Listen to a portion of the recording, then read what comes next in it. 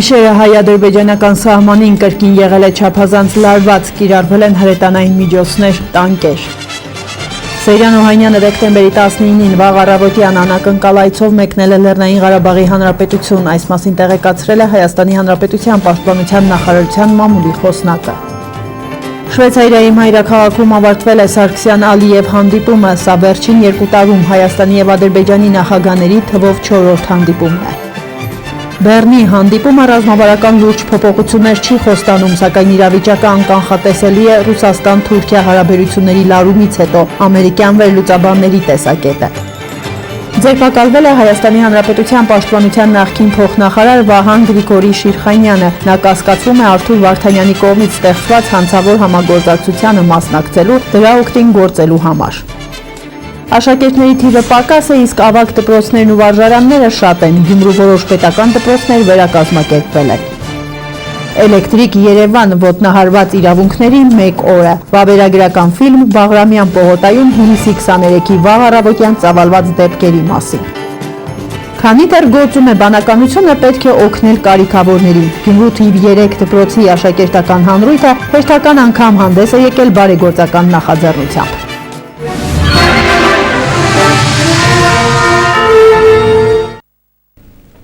Օրվա գլխավոր իրադարձություններով եթերում այսօր լրատվականն է, բարև ձեզ։ Գիշերը հայ-ադրբեջանական սահմանին կրկին եղել է չափազանց լարված, կիրառվել են հրետանային միջոցներ, տանկեր։ Հակառակորդի ձեռնարկած դիվերսիոն գործողությունների ժամանակ Պաշտպանության բանակի առաջապահ ստորաբաժանումները անցել են պաշտպանության և հակառակորդին հասցնելով կորուստներ, առնվազն 2 զոհ և վիրավորներ, ետ շպրտել իրենց ելման դիրքերը, տեղեկացնում է Լեռնային Ղարաբաղի Հանրապետության Պաշտպանության նախարարության մամուլի ծառայությունը։ Ցավոք պաշտպանական մարտի ընթացքում մահացու վիրավորում է ստացել Պաշտպանության բանակի զինծառայող 1996 թվականին ծնված Ֆիդար Իգորի Ալոյանը։ Դեպքի մանրամասները պարզելու համար կատարվում է քննություն։ ԼՂՀ Պաշտպանության նախարարությունը կիսում է կորստյան ծանր վիշտը և իր զորակցությունը հայտնում զոհված զինծառայողի ընտանիքի անդամներին, հարազատներին և ծառայակիցներին։ Դեկտեմբերի 13-ից 19-ին ընկած ժամանակահատվածում Ղարաբաղ-ադրբեջանական հակամարտ զորքերի շփման գծում տեղի են ունեցել զինված բախումներ, որոնց ընթացքում տարբեր դրամաչափի հրաձգային զինատեսակներից, ինչպես նաև 60, 82 և 120 մմ-անոց ականանետերից, ինչպես նաև նռնականետերից հայ դիրքապաների ուղղությամբ արձակվել է ավելի քան 19,000 կրակոց։ Լեռնային Ղարաբաղի Պաշտպանության նախարարության հաղորդմամբ ադրբեջանական զինուժը կիրառել է նաև զրահատեխնիկա, TR 107 տիպի ռեակտիվ հրետանային և Զուկ 23-2 տիպի զենիթային կայանքներ։ Շաբաթվա ընթացքում շփման գծի հարավային, արևելյան, հյուսիս-արևելյան և հյուսիսային ուղղություններով հակառակորդը նաև ձեռնարկել է դիվերսիոն ներթափանցման մի քանի փորձեր։ Պաշտպանության բանակի առաջապահ ստորաբաժանումները ժամանակին հավաստանշել են ադրբեջանական հատուկ ջոկատայինների առաջխաղացումը և վերջիններիս պատճառելով մարդկային կորուստներ հետ շպրտել իրենց ելման դիրքերը։ Ըստ հաստատված տվյալների, միայն անցնող շաբաթվա ընթացքում ադրբեջանական զինուժը տվել է առնվազն 13 զոհ և 3 տասնյակից ավելի վիրավորներ։ Նահանջող հակառակորդը մարտադաշտում է թողել հատուկ նշանակության գործողության պարագաներ։ Պաշտպանության բանակի առաջապահ զորամասերի պատժիչ գործողությունների արդյունքում հակառակորդի սադրիչ գործողությունները ճնշվել են, նշված է Լեռնային Ղարաբաղի Պաշտպանության նախարարության տարածած հաղորդագրությունում։ Հայաստանի Հանրապետության Պաշտպանության նախարար Սեյրան Օհանյանը դեկտեմբերի 19-ին վաղ առավոտյան անակնկալ այցով մեկնել է Լեռնային Ղարաբաղի Հանրապետություն, այս մասին տեղեկացրել է Պաշտպանության նախարարության մամլոխոսնակ Արծրուն Հովհաննիսյանը։ Հայաստանի Հանրապետության Պաշտպանության նախարարության և Լեռնային Ղարաբաղի Հանրապետության Պաշտպանության բանակի մշտական համագործակցության և գործողությունների համադրման շրջանակներում նախարար Օհանյանը հանդիպումներ է կունենալ ԼՂՀ ղեկավարության և Պաշտպանության բանակի հրամանատարության հետ, կքննարկվեն սահմանին տիրող իրավիճակին վերաբերող հարցեր։ Իսկ Շվեյցարիայի համադաշնության մայրաքաղաք Բեռնում կայացել են ԵԱԿ Մինսկի խմբի համանախագահների միջնորդությամբ Հայաստանի Հանրապետության նախագահ Սերժ Սարգսյանի և Ադրբեջանի Հանրապետության նախագահ Իլհամ Ալիևի բանակցությունները, ուղղված Լեռնային Ղարաբաղի հիմնահարցի խաղաղ կարգավորմանը։ Սա վերջին 2 տարում Հայաստանի և Ադրբեջանի նախագահների թվով 4-րդ հանդիպումն է։ Վերջին անգամ Ալիև-Սարգսյան հանդիպումը տեղի է ունեցել նախորդ տարի հոկտեմբերին Փարիզում Ֆրանսուଆ Օլանդի միջնորդությամբ։ Շոկոլադ, պանիր, ժամացույցներ եւ ի վերջո բանկեր։ Բացի վերը թվարկվածից շվեյցարյան աշխարհում ավելի հայտնի է իր խաղաղասիրությամբ եւ հենց շվեյցարական չեզոքությամբ։ Ամենևին էլ պատահական չէ, որ Մինսկի խմբի միջնորդները հենց շվեյցարիան մայրաքաղաք Բեռն են ընտրել Սարգսյան-Ալիև հերթական բավականին երկար սպասված հանդիպման համար։ Հենց Բեռնում փորձեն ուղիներ որոնել առաջին հերթին սահմանին լարվածությունը թույլատնելու համար։ Հանդիպման վայրը Շվեյցարիայի կառավարության Լանդգուտ Լոհն ընդունելությունների տունն է։ Մուտքի մոտ նախագահ Սարգսյանին դիմավորում է Շվեյցարիայի արտգործնախարար Դիդիե Բուրքհալտերը։ Շվեյցարիան նախագահել է ԵԱՀԿ-ում։ Բուրքհալտերն ակտիվ առնչվել է այդ փուլում Ղարաբաղյան խնդրի կարգավորման գործընթացին։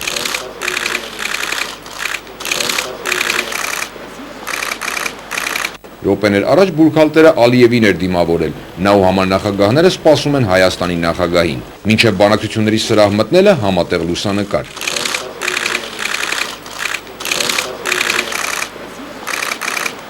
Ընդհանուր առմամբ հանդիպման համար 2 ժամ էր նախատեսված։ Առաջին հատվածում Սերժ Սարգսյանից ու Իլհամ Ալիևից բացի համանախագահներն են։ Այնուհետև միջնորդները նախագահներին թողեցին տետատետ։ Սարգսյան-Ալիև հանդիպում առանձնազրույցի ձևաչափով։ Բեռնի հանդիպումը առաջինն է ավելի քան 1 տարվա դադարից հետո։ Նախագահները վերջին անգամ Փարիզում էին հանդիպել 2014-ի հոկտեմբերին։ Այս հանդիպում միջնորդները նախապատրաստել են 14 ամիս։ Այդ ընթացքում Ադրբեջանը հրադադարից հետո առաջին անգամ կիրառել է ծանր զինատեսակներ, ինտենսիվ կրակի տակ է պահել Հայաստանի սահմանամեծ գյուղերը, սպանել ու վիրավորել խաղաղ բնակիչների, առաջին անգամ կրակել տանկից։ Այս անգամ էլ ինչպես մնացած բոլոր դեպքերում Բաքուն ամեն ինչ արեց բանակցությունները տապալելու համար։ Հանդիպման նախորդ օրերին ու հենց այս գիշեր դիվերսիաներ շփման գծում, ծանր զինտեխնիկայի օգտագործում։ Այս պարագայում ինչպես օրերս փոխարտգործնախարար Շավարժ Քոչարյանն էր նշել, հանդիպումից միակ ակնկալիքը Ադրբեջանին իրական դաշտ բերելն է։ Արկադի Գրիգորյան, այսօր Բեռն, Շվեյցարիա։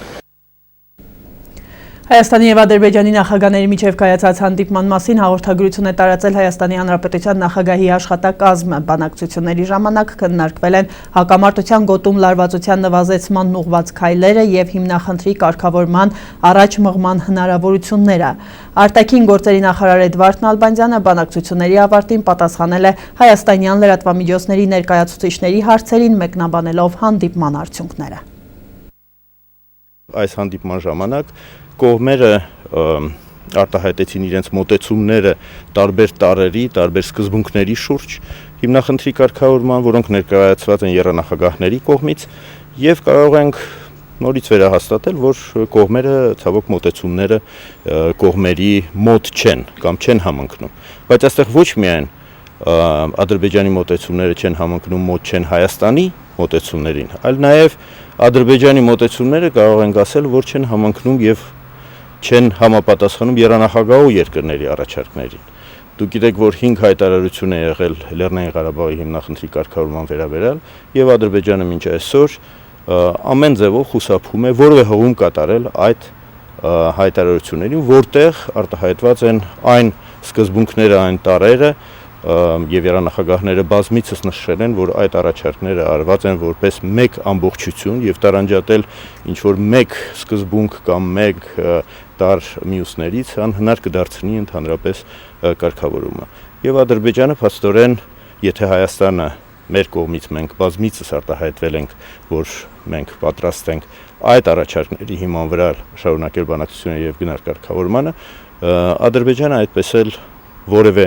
ինչ որ դրական կարծիք այդ հայտարարությունների վերաբերյալ չի արել։ Միայն ձևացնում է, որ ինքը ինչ որ բանի պատրաստ է, բայց ինչին է պատրաստ ինքը, այսինքն այն հայտարարությունները, որոնք իրենց հանրային կարծիքի համար են անում եւ կարծում են, որ դա կտպավորեն ինչ որ մեկին նաեւ դրսում, այդպես չէ։ Եվ եռանախագահները ինչ հայտարարեցին Բելգրադում, գիտեք, ես մեկնաբանություն էի տվել եւ կետ առ կետ ես անդրադարձա, իսկ ինչ մեկնաբանություն տվեցին ադրբեջանցիները։ Չկա մեկնաբանություն, որովհետեւ այն ինչ որ ասում էին եռանախագահները, այն է, որ մենք էլ ենք այդ ասում։ Կային տրամադրություններ եւ կան տրամադրություններ, որ միգուցե այս անադեկվատ կեցվածքի Ադրբեջանի սադրանքների պայմաններում երևի իմաստ չունի բանակցությունները շարունակել։ Իսկ հարց է առաջանում, որն է այլընտրանքը բանակցություններին։ Եվ իհարկե Հայաստանը կողմ է եղել, կողմ է բանակցային գործընթացը շարունակելու բանակցությունների միջոցով հիմնախնդրի կարգավորմանը։ եւ մեր հանրապետության նախագահի մասնակցությունը այս գագաթնաժողովին հենց դրա մասին է խոսում, մեր մոտեցման մասին, որ Հայաստանը վերահաստատում է իր հանձնառությունը, շարունակել եռանախագահների հետ ջանքերը ուղղված հիմնախնդրի բացառապես խաղաղ կարգավորմանը։ Բեռնում Հայաստանի եւ Ադրբեջանի նախագահների մասնակցությամբ տեղի ունեցած գագաթնաժողովից հետո ԵԱԿ Մինսկի խմբի համանախագահները հանդես են եկել համատեղ հայտարարությամբ, որում նշված է մեջբերում է։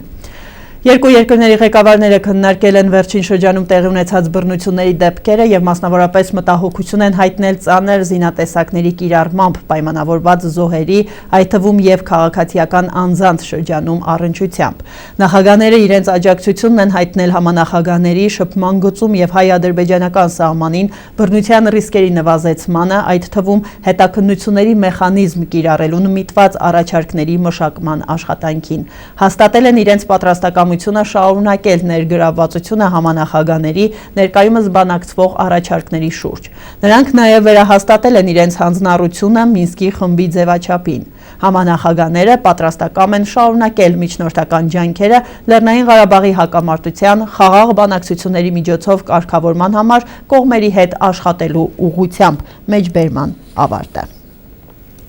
Հայաստանի եւ Ադրբեջանի նախագահների հանդիպման վերաբերյալ իրենց տեսակետն են ներկայացրել ամերիկյան վերլուծաբանները։ Նրանց կանխատեսմամբ Բեռնի հանդիպումը ռազմավարական լուրջ փոփոխություններ չի խոստանում, բայց իրավիճակը անկանխատեսելի է Ռուսաստան-Թուրքիա հարաբերությունների լարումից հետո։ Karabakh, in essence, is a conflict between Armenia and Azerbaijan, and I hope it remains a conflict. Լեռնային Ղարաբաղի հակամարտությունը Հայաստանի եւ Ադրբեջանի միջև է, մնում է միայն հուսալ, որ այն չի վերաճի ռուս-թուրքական հակամարտության։ Այս դեպքում իրավիճակը ահազանգող կարող է դառնալ։ Ամերիկայի ձայնին տված հարցազրույցում նշեց Կարնեգի հաստատության Ռուսաստանի եւ Եվրասիայի ծրագրերի ղեկավար վերլուծաբան Փոլ Ստրոնսկին, հավելելով, որ թե ռուսական եւ թե թուրքական կողմից հնչող հայտարարությունները անհանգստության առիթ են տալիս։ We've seen this past year be particularly dangerous.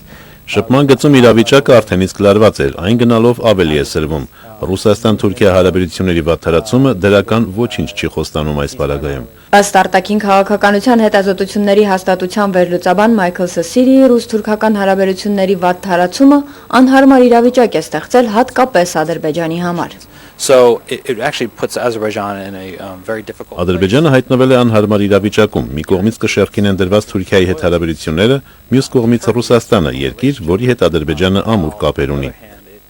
What I think the West can do, and hopefully with Russia. Կարծում եմ, Արևմուտքի դերն է անել հնարավորինս ամեն ինչ համագործակցելով նաև Ռուսաստանի հետ, պատերազմի վերսկսումը թույլ չտալու համար։ Ստրոնսկին հավելում է, որ նախագահների հանդիպումից ինքը մեծ ակնկալիքներ չունի։ I hope that it will be more towards. Հուսով եմ, որ հանդիպման ընթացքում կողմերը կկարողանան համաձայնության գալ Մինսկի խմբի միջնորդների օգնությամբ, քանի որ երկու կողմն էլ գիտակցում է պայթյունավտանգ այս իրավիճակի հետևանքները։ Ստրոնսկին նշում է, որ Ադրբեջանի որդեգրած սուր ռազմավարության ետևում թաքնված է Ալիևի անվստահությունը։ Նա հայտնվել է ծանր ընտրության առջև Ռուսաստան-Թուրքիա հարաբերությունների լարման պայմաններում։ Ըստ Մայքլ Սեսիրիի, եթե անցյալում տարածաշրջանի երկրների ռազմավարությունն ու շահը հստակ պարզ էին, ապա այժմ դա այդպես չէ։ Այս պարագայում իրավիճակը պայթյունավտանգ է։ Ամերիկայի Միացյալ Նահանգների կոնգրեսի անդամները լուրջ մտահոգություն են հայտնել ԵԱՀԿ-ում Միացյալ Նահանգների դեսպան Դանիել Բայերի հայտարարության կապակցությամբ։ Ինչպես հայտնում է Ամերիկայի ձայնը, վերջինս հայտարարել է, թե Թուրքիան արժեքավոր դեր ունի Լեռնային Ղարաբաղի շուրջ միջնորդական ջանքերում։ Ինչպես կոնգրեսում հայկական հարցերով հանձնաժողովի համանախագահ Ֆրենկ Փալուենն է ասել, ես մտահոգված եմ Մինսկի խմբում Թուրքիայի դերը գովերքելու Բայերի հայտարարությամբ։ Լեռնային Ղարաբաղի հարցում Ադրբեջանի նկատմամբ Թուրքիայի գործուն եւ բացահայտ աջակցությունը ակնհայտ էր ամենասկզբից, եւ նման հայտարարությունը միայն կարող է ծառայել բանակցությունները բարդացնելուն, հայտարարել է նա։ Ներկայացուցիչների պալատի հետախուզության հարցերով հանձնաժողովի անդամ Ադամ Շիֆի խոսքերով Թուրքիայի ցուցաբերած վարքը եւ Բաքվին այդ երկրի անվերապահ աջակցությունը հաշվի առնելով այն որևէ կերպ չի կարող համարվել չեզոք միջնորդ։ Այնուհետև նա խոսել է սահմանների երկայնքով դիտորդ սարքավորումներ տեղադրելու կարևորության մասին եւ շեշտել, որ այս առաջարկը պետք է աջակցեն բոլոր երկրները։ ՄԱԿ-ի անվտանգության խորհուրդը միաձայն ընդունել է Սիրիայում իրավիճակի կարգավորմանն ուղղված բանաձևը, որը համատեղ ներկայացրել են Միացյալ Նահանգները եւ Ռուսաստանը։ Փաստաթուղթը հակամարտության կողմերին պարտավորեցնում է դադարեցնել խաղաղ բնակչության դեմ ուղղված ռազմական գործողությունները։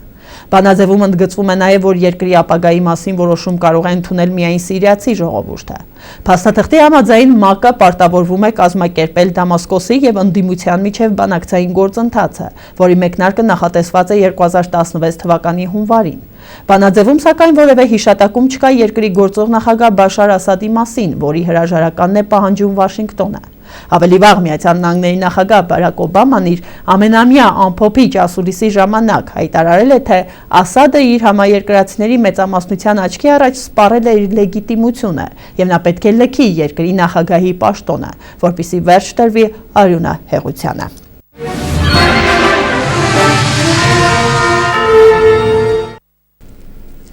Երևանի Նոր Քմար համայնքում նոյեմբերի վերջին վնասազերծված հանցավոր խմբի գործով ձերբակալվել է Հայաստանի Հանրապետության Պաշտպանության նախկին փոխնախարար Վահան Գրիգորի Շիրխանյանը։ Ազգային անվտանգության ծառայության հաղորդագրության համաձայն Պաշտպանության նախարարի նախկին տեղակալը կասկածվում է Արթուր Վարդանյանի կողմից ստեղծված հանցավոր համագործակցությանը մասնակցելու, դրա օգտին գործելու, կոնկրետ հանձնառություն եւ դերակատարություն ունենալու համար։ Հիշեցնեմ, որ օրեր առաջ մամուլում լուրեր շրջանառվեցին, որ ազգային անվտանգության ծառայության կողմից նոյեմբերի 25-ին եւ դրա հաջորդ օրերին վնասազերծված խմբի անդամները նախաքննության մարմնին ուշագրավ ցուցմունքներ էին տվել, մանրամասն նկարագրելով իրենց գործողությունների ծրագիրը, շփումները տարբեր անձանց, այդ թվում քաղաքական գործիչների հետ։ Սահմանադրական դատարանը դեկտեմբերի 18-ին մերժել է սահմանադրական հանրաքվեի արդյունքները չեղյալ համարելու մասին քաղաքացի դիտորդ հասարակական կազմակերպության եւ խորհրդարանի Հայ ազգային կոնգրես խմբակցության դիմումը։ Սակայն սահմանադրական դատարանի մամուլի խոսնակ Հովհաննես Պապիկյանը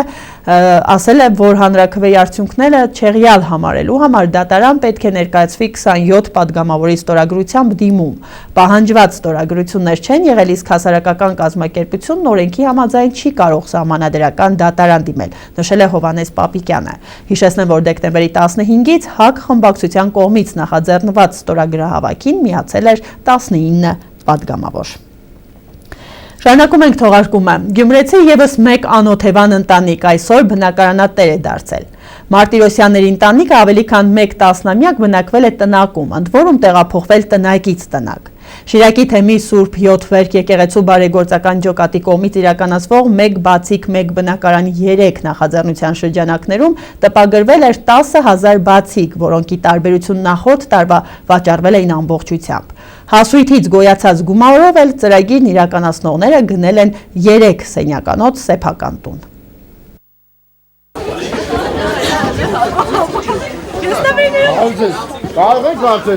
Չորս անչափահաս զավակներին նվերներ տալուց հետո Տեր-Նշան քահանան ցանկացավ ճշտել, թե տարեմուտին ինչ երազանք ունի ընտանիքի անդամներից յուրաքանչյուրը։ Բոլորի փոխարեն պատասխանեց 31-ամյա տանտիկինը։ Երազանքը ունենալ տուն, որը այս մեծ սենյակից դուրս գալ։ Հա, մեկը շատ մեծ երազանքեր էլի։ Հա, գիտեմ, որ անհնար է։ Իթիվը շատ բաների մի հատ բանալի են դրել, որ ձեր տունը նա։ Ուրեմն դուք այսօրվանից տուն ունեք։ Մենք շնորհավորում ենք։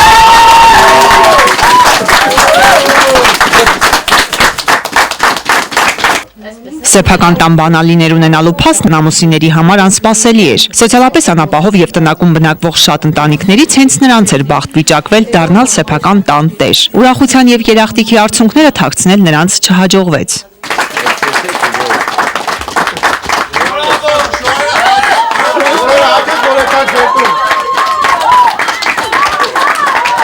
Ավելի քան 1 տասնամյակ տնակում, իսկ ավելի ստույգ տնակից տնակ տեղափոխվելով երիտասարդ ընտանիքը բնակարան ունենալու հույսը երբեք չի կորցրել, թեև անօթևանի կարգավիճակ չի ունեցել։ Ղրիմյան հայրիկի 236 կոտորակ 348 հասցեում կոմունալ նվազագույն պայմաններից զուրկ 1 սենյակում ապրել են 2 որդու եւ 2 դստեր հետ։ Շուտով լույս աշխարհ կգա նաեւ 5-րդը։ Կնոջ ու երեխաների խնամքն իրականացրել է հայրը։ Վերջինս հովություն է արել տարբեր համայնքներում։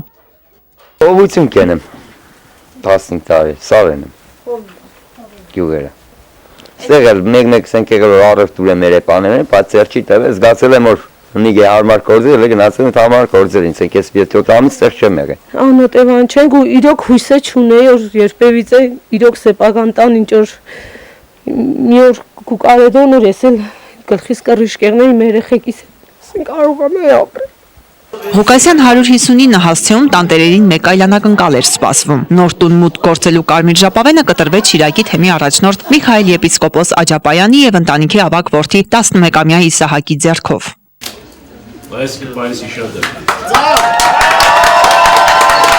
Արդեն սեփական տանը տանտերերն իրենց հուզմունքը չէին կարող թաքցնել, ինչպես իրենք են ասում, սրանից լավը լինել չէր կարող։ Ուղղագիսիկ շատ անսպասելի մեծ բան էր, որ նոր մարդ չէր սպասել, միամիտ ստացվավ եղավ, որ ինչ ասած ասմադն էր մեջը խառը։ 3 սենյականոց սեփական տունն ապահովված է ինչպես կոմունալ բոլոր հարմարություններով, այնպես էլ ջեռուցմամբ։ Վերջապես երեխաներն առանձին ննջասենյակ կունենան։ Ուրախությունը փորձում են այս կերպ արտահայտել ծնողները։ Մեր բաներ անսպասելի ու շատ մեծ է։ Ձեր ամբողջ կյանքդ երազեսու եք երազանքի։ Չգիտեմ կարող ես հասնել թե չես կարող հասնել, կարելի թողնեին երեխեքին որ երազեին։ Չեմ խառել ու տարժես, չգիտեմ, խոսքեր չեմ գտնում։ Մեկ բացիկ, մեկ բնակարան 3 նախաձեռնության շրջանակներում տպագրված 10,000 տպաքանակ բացիկը վաճառվել է ամբողջությամբ։ Գումարի որոշ մասն էլ նվիրատվություն է արվել։ Ընդհանուր արժողությամբ 10,000 ԱՄՆ դոլարով էլ բարեգործական ջոկատի երիտասարդները ձեռք են բերել այս տունը։ Ծրագիրը մեկնարկել տևեց 3 ամիս, 3 ամսվա ընթացքում կարողացանք հավաքագրել 10,000 դոլարին համարժեք դրամ եւ կարողացանք ձեռք բերել այս բնակարանը։ Ուրախությունը կիսելու էին եկել նաև նախորդ տարի նույն ծրագրի շրջանակներում բնակարանատեր դարձած ամուսինները։ Աննկարագրելի պայերեսիկ չես կարա բացատրես, պետք է ապրիս որ զգացես պայերը։ Ես այսօր շատ եմ հուզվում, չգիտեմ, ինձ թվում է թե ինձ այդ նույնը կրկնվում է, չեմ կարողանում բղակի խոսել։ Որպես ամանորի լավագույն մաղթանք նոր բնակարանատերերը նման հուզմունք ցանկանում են տնակներում բնակվող բոլոր անօթևաններին։ Ալա Բաղդասարյան, Խաչատուր Գևորգյան, այսօր։ Քանի դեռ գործում է մեր բանականությունը, պետք է օգնենք կարիքավորներին։ Հենց այս կարգախոսով Գյումրու թիվ 3 դպրոցի աշակերտական հանրույթը հերթական անգամ հանդես է եկել բարեգործական նախաձեռնությամբ։ Կազմակերպված տոնավաճառի եւ համերգային ծրագրի շրջանակում հավաքագրված գումարը ուղղվելու է այն ընտանիքներին, ովքեր ավելի շատ ունեն օգնության կարիք։ Սնունդ, հագուստ ու պարզապես դրամական օգնություն ընտանիքներին կհասնի ամանորի նախօրեին։ Թիվ 3 դպրոցի նախաձեռնությանն այս անգամ միացել են հասարակական կազմակերպություններ, ուսանողներ, նաև այլ դպրոցների ներկայացուցիչներ։ Նախաձեռնությունը նաև միտված է համայնք դպրոց կապերի ձևավորմանն ու ամրապնդմանը։ Գյումրիում մենք նկատի ունենալով բազմաթիվ խնդիրներ, փորձում ենք դպրոցը որպես կապող օղակ հանդիսացնել հասարակության հետ, այսինքն համայնք դպրոց կապը ակտիվացնել եւ այս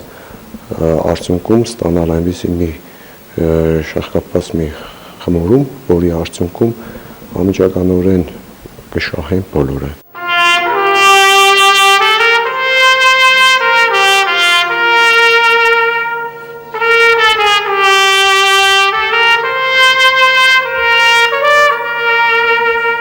Պարտնյոր դպրոցներ ունենք Ավստրիայում եւ Գերմանիայում,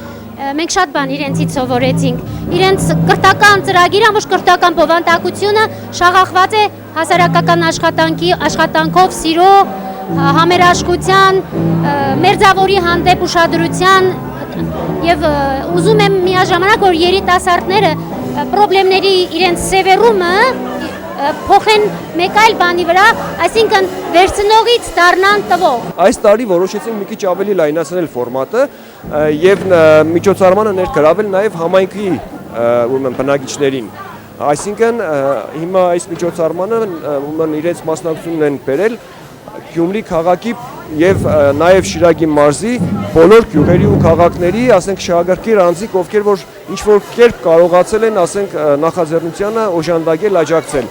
Սա է ուղղակի մի քիչ սկզբնական շրջանում ունենք ֆորմատի փոփոխություն։ Որոշել ենք համերգային ծրագրով նախ սկսենք այդ արարողությունը։ Ուզում եմ որ երիտասարդները իրենք որոշեն ում օգնեն։ Գումարի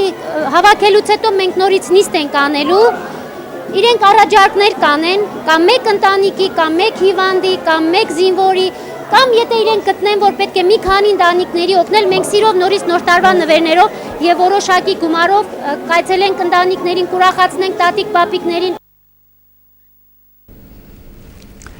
Կառավարության 3 տարբեր որոշումների համաձայն Գյումրու որոշ պետական դպրոցներ վերակազմակերպվել են։ Հանրապետության երկրորդ քաղաքում հանրակրթական դպրոցների ցանցի վերանայման անհրաժեշտությունը կար դեռ 2 տարի առաջ։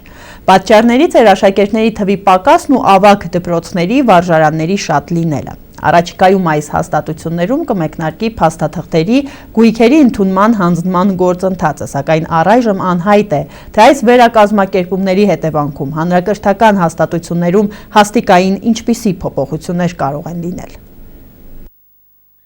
Վերակազմակերպման համար նաև հիմք է հանդիսացել առկա բոլոր պայմանները եւ շենքային եւ նյութատեխնիկական բազան լավագույնս լիարժեք կրթությունը կազմակերպելու համար։ Կառավարության որոշմամբ կրթության եւ գիտության նախարարության ենթակայությամբ գործող թիվ 45 ավագ դպրոցը վերանվանվել է թիվ 45 միջնակարգ դպրոցի։ Դպրոցին թույլատրվելու է ընդունելություն կատարել միջնակարգ կրթության 3 աստիճանում էլ։ Վերակազմակերպվել է դառնալով Գյումրու 45 միջնակարգ դպրոց, որ կարող է իրականացնել կրթության երաստիճան մագարտակ առաջինից 4-րդ դասարան կրսեշ դպրոց, 5-ից 9-րդ դասարան հիմնական դպրոց եւ 10-ից 12-րդ դասարան ավագ դասարանների կրթություն հիմնական հանրակրթական եւ լրացուցիչ կրթական ծրագրերով։ Կառավարության նույն որոշմամբ Գյումրու թիվ 44 հիմնական դպրոցը միացման ձևով վերակազմակերպվել է, միանալով թիվ 45 միջնակարգ դպրոցին։ Թիվ 44 դպրոցը դարձել է թիվ 45 միջնակարգ դպրոցի իրավահաջորդը, որը շարունակելու է գործել կրթության եւ գիտության նախարարության ենթակայությամբ։ Իսկ Գյումրու թիվ 44 հիմնական դպրոցին ամրացված հողատարածքը յետը վերցվել եւ հանձնվել կառավարության առընթեր պետական գույքի կառավարման վարչության աշխատակազմ պետական կառավարչական հիմնարկի տնօրինությանը։ Արդեն իսկ հրաբարակված կառավարության որոշումը թելադրում է, որ մենք պետք է վերամիավորվենք, կազմավորվենք։ Այսինքն 44 եւ 45 դպրոցները պետք է կազմավորվեն, դառնան մեկ միջնակարգ դպրոց։ Այսօր այս երկու հաստատությունները գործում են միմյանց կից գործող տարբեր մասնաշենքերում։ Դասապրոցեսն ընթանում է առանձին։ Դեռ սեպտեմբերին էր թիվ 44 հիմնական դպրոցին առաջարկվել տեղափոխվել թիվ 45 ավագ դպրոցի մասնաշենք, սակայն դպրոցների մանկավարժները չէին կարծում, որ վերակազմակերպման հարց է առաջանալու։ Առաջիկա 1 ամսում իրականացվելու է ընդունման հանձնման գործընթացը։ Թե վերակազմակերպման հետևանքում ինչպիսի հաստիկային փոփոխություններ կլինեն, դեռևս անհայտ է։ Այնուհանդերձ թիվ 44 դպրոցում արդեն իսկ աշխատանք գործնելու մտավախություն կա։ Օգոստոսին երբես հրամանն եկավ ու մենք տեղափոխվեցինք, մենք մեծ սիրով ուզում էինք, որ ծավալվեինք, աշակերտները արդեն սկսեցին իսկ շատանալ, մենք էլ մեծ ուրախությամբ աշխատանք էինք գալիս, բայց ինչ այս որոշումը տեղի է ունեցել ու գիտենք, որ այս որոշումը կա, նախ լարվածությունն է շատացել, որովհետև բոլորը սպասում ենք, որ ինչ որ մեկը հանկարծ կազմավորվելու արդյունքում չի լինի այլևս։ Կզրկվի աշխատանքից, իսկ դա ըստիս ոչ մեկին էլ հաճելի չէ։ Կառավարության երկու տարբեր որոշումներով էլ Գյումրու թիվ 17 հիմնական դպրոցը միացման ձևով վերակազմակերպվել է, միանալով Գյումրու ակադեմիական վարժարանին, իսկ Գյումրու մշակույթի վարժարանը նախկին թիվ 12 ավագ դպրոցը նույն տարբերակով վերակազմակերպվել է, միանալով Գյումրու պետական մանկավարժական ինստիտուտին։ Անի Մկրտչյան, Խան Հովհաննիսյան, այսօր։ Գյումրու Հոկտեմբեր կինոթատրոնում բացվել է Էլեկտրիկ Երևան 2015 ֆոտոցուցահանդեսը եւ ցուցադրվել է հանրային լրագրության ակումբի հեղինակած Էլեկտրիկ Երևան ոտնահարված իրավունքների 1 օրը վավերագրական ֆիլմը։ Ինչպես ցուցադրված լուսանկարները, այնպես էլ ֆիլմը անդրադառնում է էլեկտրաէներգիայի սակագնի թանկացման դեմ մեկնարկած բողոքի ակցիաներին։ Մասնավորապես Բաղրամյան պողոտայում հունիսի 23-ի վաղ առավոտյան ծավալված դեպքերին եւ զարգացումներին։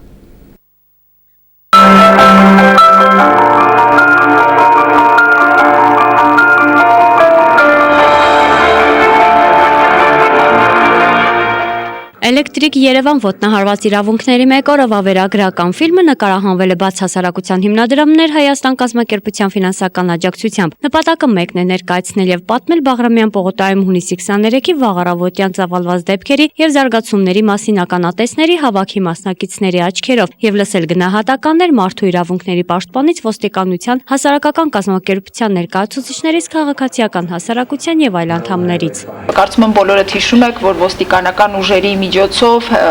մաքրվեց Բաղրամյան պողոտա եւ ակտիվիստները, ցուցարարները հեռացվեցին։ 30 րոպե տևողությամբ վավերագրությունն ամփոփում է պայքարի մեկ օրն ընդամենը դա հենց այն մեկ օրն էր, երբ ոստիկանությունը լուսաբացին ուժ գործադրեց հավաքի մասնակիցների նկատմամբ։ Գործի դրվեց ջրցան մեքենան, ոստիկանության տարբեր բաժիններ բերման ենթարկվեցին բողոքի ցույցի հարյուրավոր մասնակիցներ։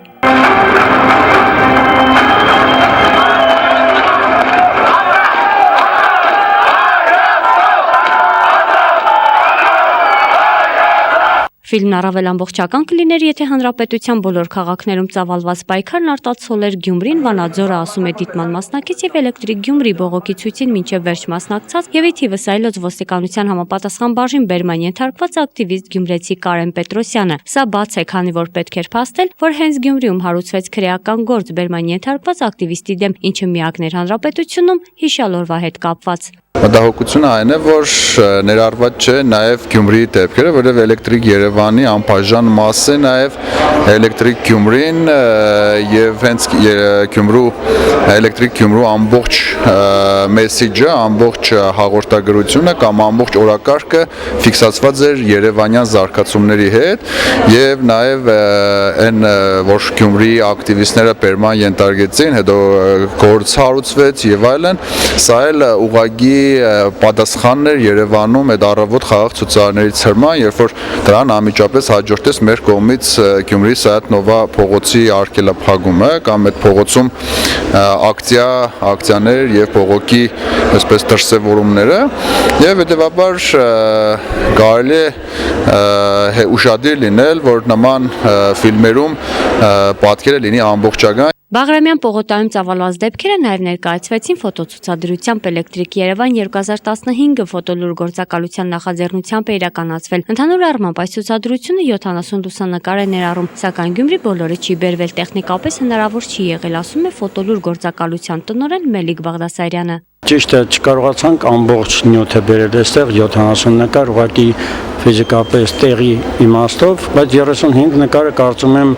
նորից ամբողջությամբ պատկերը ստեղծում են ինչա կատարվել, ինչ իրադրություններ եւ ինչ նկարներ են նկարվել ֆոտոլուրի կողմից։ 4 լուսանկարիչ է աշխատել հունիսի 23-ին, բոլորն էլ արժեքավոր աշխատանք են կատարել։ Reuters գործակալությունն ամփոփելով անցնող տարին ներկայացրել է աշխարհի տարբեր կողմերում 2015 թվականին արված ամենատպավորիչ լուսանկարները։ Լավագույնների ցանկում է հայտնվել ֆոտոլուր հայկական գործակալության լուսանկարիչ Բարամ Բաղդասարյանի կողմից արված հենց այս լուսանկարը։ Հենց այս օրերին Reuters գործակալության լավագույն լուսանկար շաբաթվա լավագույն լուսանկարներից մեկը գնահատվեց, իսկ ի ուրախություն մեզ տարվա ամփոփման ժամանակ բարձվեց այդ լուսանկարը նաև Reuters գործակալության տարվա լավագույն լուսանկարների շարքում է դասվում։ Մինչ Գյումրի հասնելը լուսանկարներն ամբողջական ներկայացվել են Երևանում բացված ցուցահանդեսում, այնուհետ Վանաձորում։ Գյումրիում դեկտեմբերի 19-ին բացված ցուցահանդեսը կմնա 3 օր։ Արմենուհի Մինասյան, Խան Հովանեսյան այսօր։ Այսպիսին էր լրատվական շաբաթը, հաճելի հանգստյան կիրակի եմ մաղթում ձեզ, հաջողություն։